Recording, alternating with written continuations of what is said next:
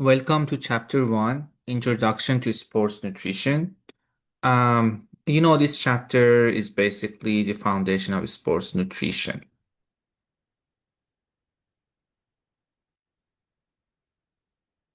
Let's talk about an overview of nutrition basics first, and then we will dive into our chapter. So, what's a nutrient? Any substance found in food that contribute to your health is called nutrient. Why do we need nutrients? Why they are so special? What roles they play in our body. We need nutrients for energy, for growth, repair, and maintenance. And as you have heard this term before, some nutrients are essential. So what does it mean that some nutrients are essential? So when we say nutrients are essential, means that we cannot make it. Our body is not capable of producing those nutrients. Therefore, we have to get them from food. That's called essential nutrients. We have six nutrients that our body requires these nutrients for energy, for growth, for repair, and for maintenance. Carbohydrates, protein, fat, vitamins, minerals, and water. What's a macronutrient? Among these six nutrients, some are macronutrients. Macro means large, big. So when we say macronutrient, we mean that we need these in a large amount. Our body needs these macronutrients in a large amount. Among these six nutrients, which are macronutrients? As you know, carbohydrates, protein, and fat, these are all macronutrients. Our body needs these macronutrients in grams on a daily basis. On the other hand, we have micronutrient. Micro means small, tiny. So our body needs these nutrients in very small amount, microgram or milligram. Among the six nutrients, vitamins and minerals are micronutrient. And also, you already know that some of these nutrients yield energy for our body. Can you name these nutrients that can yield energy in our body? Macronutrients yield energy, means carbohydrates, protein, and fat. And what's the role of vitamins and minerals then? What's the role of micronutrient?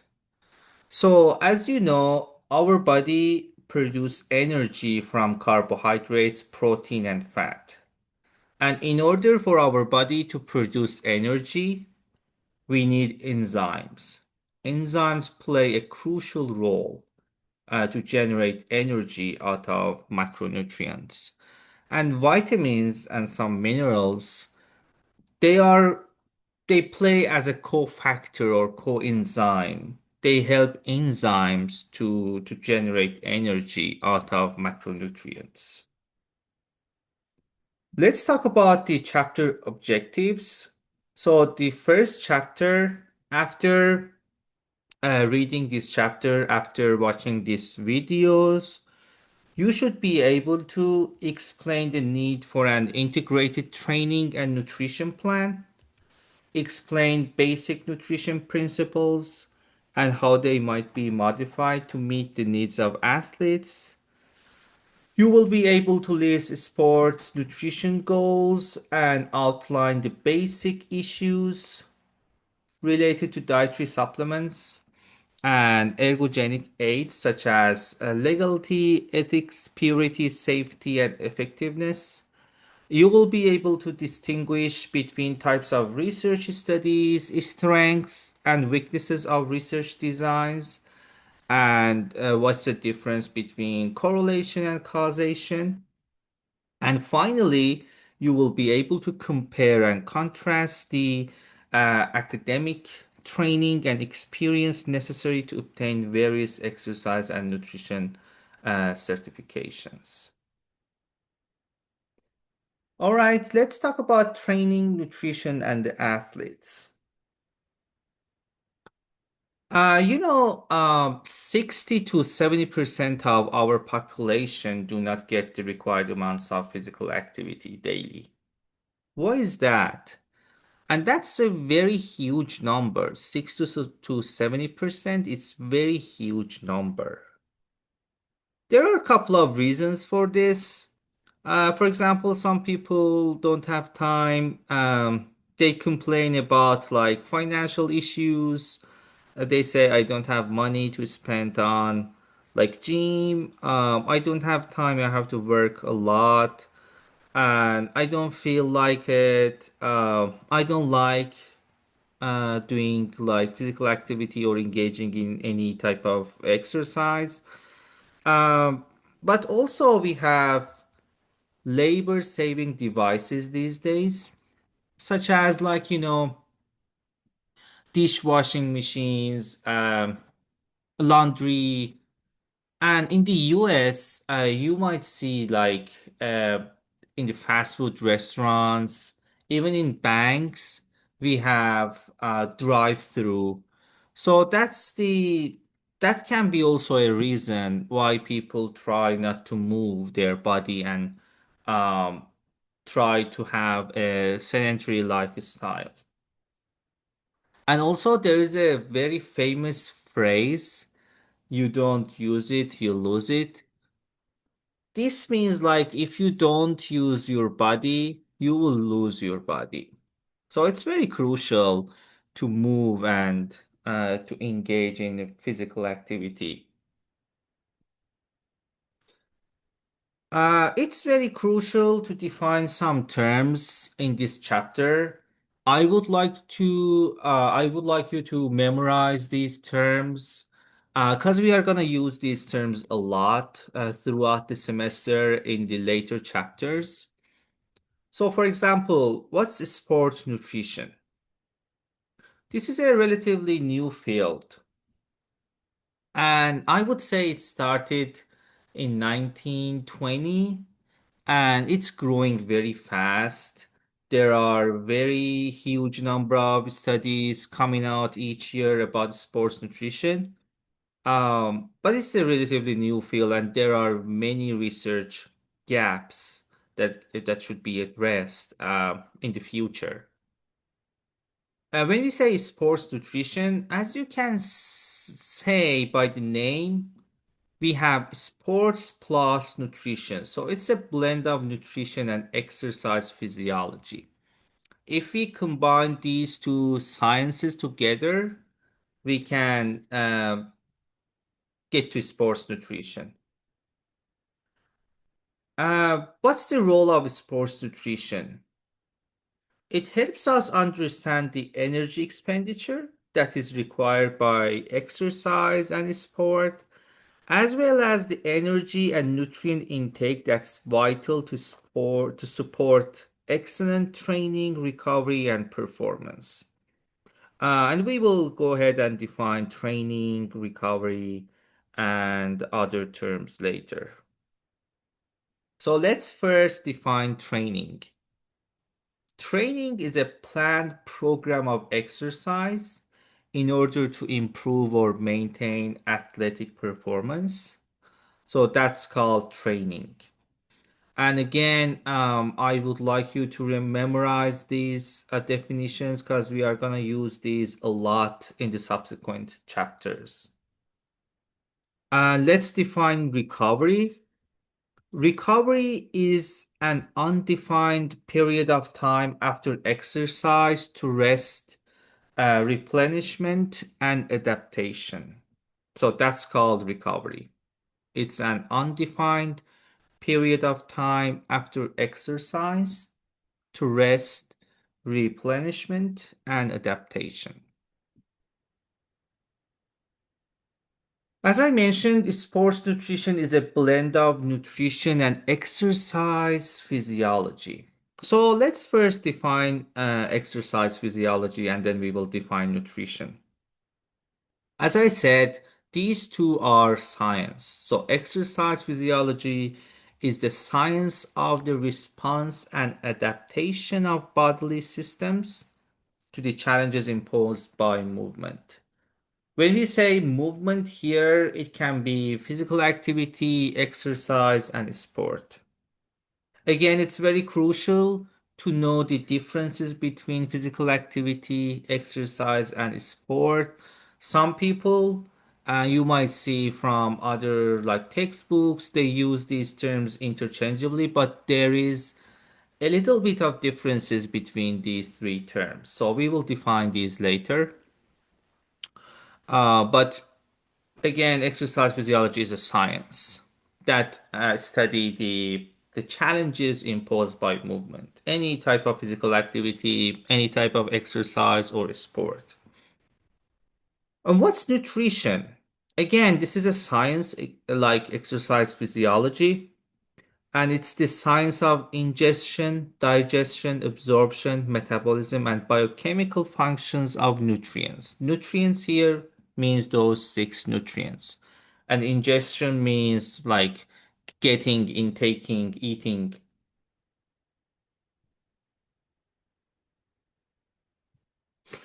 Principles of sports nutrition help athletes attain and maintain good health. Again, we have other terms to define here. What's athlete? Any person who participates in a sport, in a physical activity, or in exercise. That's called athlete. But we have different types of athletes. We have elites, we have well-trained, and we have recreational. And the difference between these three types of athletes are their skill and training levels. So elites have like very intense training plans and they are highly skilled. But well trained, also called collegiate, they're performance focused recreational athletes. And the recreational are like the people who play, for example, basketballs on weekends. They go swimming occasionally. They play pickleball on weekends. We call them recreational. So we have three types of athletes: elite, well-trained, and recreational. And remember, well-trained is also known as collegiate.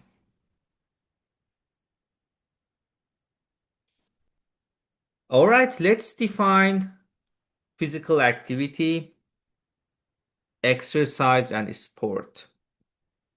When we say physical activity, any type of bodily movement which leads to an increase in energy expenditure above resting levels. There are some examples about the for the physical activity like walking, biking, rowing, or for example, hiking, washing machine, or like washing your car, um, doing laundry. Those kind of things can be fall under the term physical activity. Then what's exercise? Exercise is a physical activity that is planned, structured, repetitive, and purposive. So physical activity is a broad term that can include exercise and sport in it. So exercise is a planned or structured physical activity program. we call that exercise, like weightlifting, bodybuilding, uh, swimming. Those are all called exercise. And also they can call physical activity because any type of exercise or sport, they increase energy expenditure above resting levels. And what's a sport? It's a competitive physical activity. For example, we have Olympics, we have World War Cup, or these are all called sport. They are very competitive um, exercise or physical activity programs. And let's define energy here. We will define energy in a second chapter. But for your review here, let's define it. Energy is the capacity to do work. That's called energy. And also in sports nutrition or nutrition, the caloric content of food or beverages are called energy. So in general term, energy is the capacity to do work, but in terms of the sports nutrition or nutrition, when we say energy, we mean the caloric content of food or beverages. What's cardiovascular fitness? It's the ability to perform endurance type activities, and it is determined by the heart's ability to provide a sufficient amount of oxygen-laden blood to exercising muscles or group of muscles. And also it's the ability of those muscles or group of muscles to take up and use the oxygen. That's called cardiovascular fitness.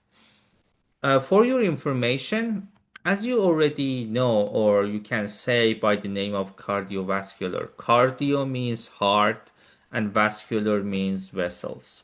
So when we say cardiovascular fitness, it has to do with the heart's ability to work, to provide sufficient amount of oxygen, laden blood to muscles which are engaged in exercise or physical activity. We have atrophy here, which means a wasting or decrease in organ or tissue size. That's called atrophy.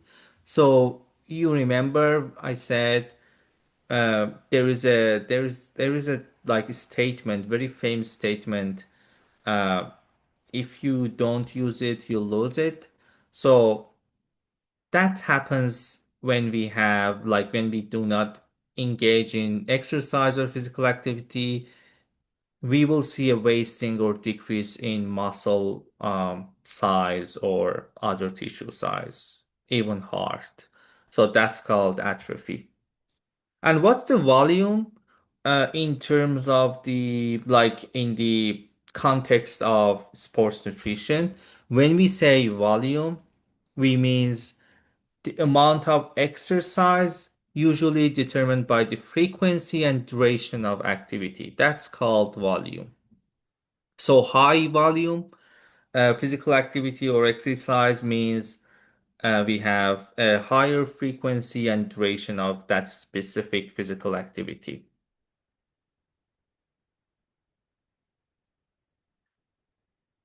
And as I mentioned, like we already defined exercise, which was a planned or structured physical activity program or plan. We have two types of exercise, aerobic and anaerobic. When we say aerobic means with oxygen, it refers to exercise or physical activity that primarily uses the oxygen dependent system, like oxidative phosphorylation. And it's also a prolonged period of time, which means endurance or ultra endurance activities.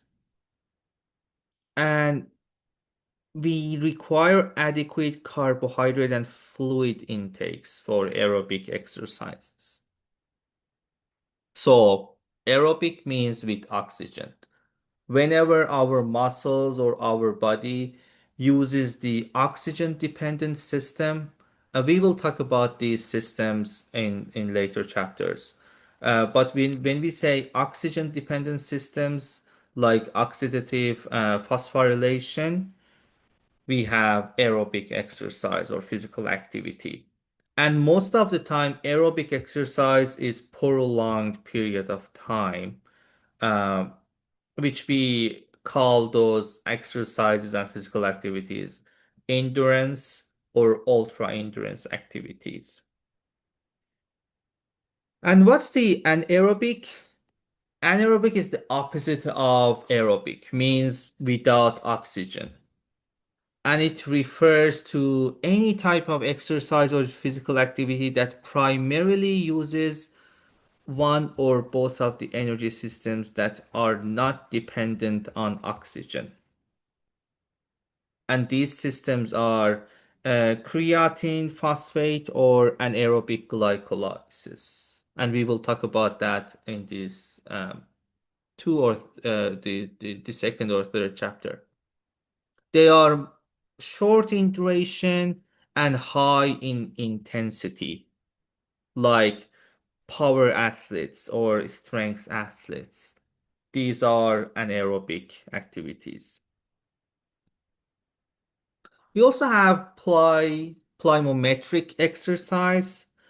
Plyometric exercise is a specialized type of athletic training that involves powerful, explosive movements. And the movements are preceded by rapid stretching of the muscles or muscle groups that are used in the subsequent movement. That's called plyometric exercise. Any type of exercise that requires powerful and explosive movements. And let's answer this question.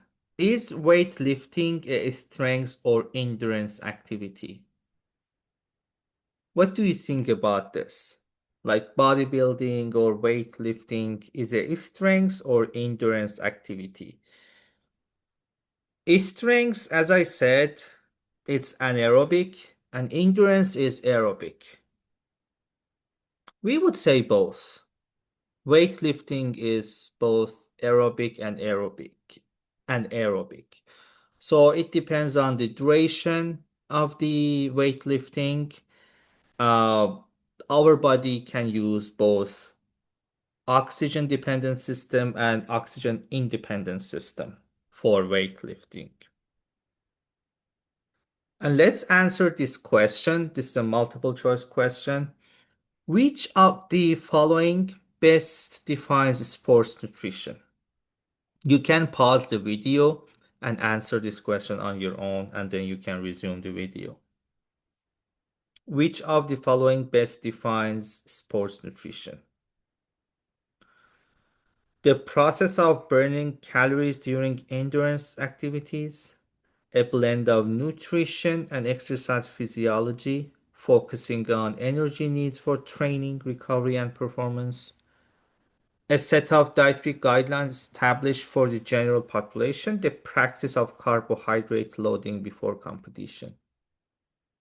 Yes, the correct answer is B, a blend of nutrition and exercise physiology.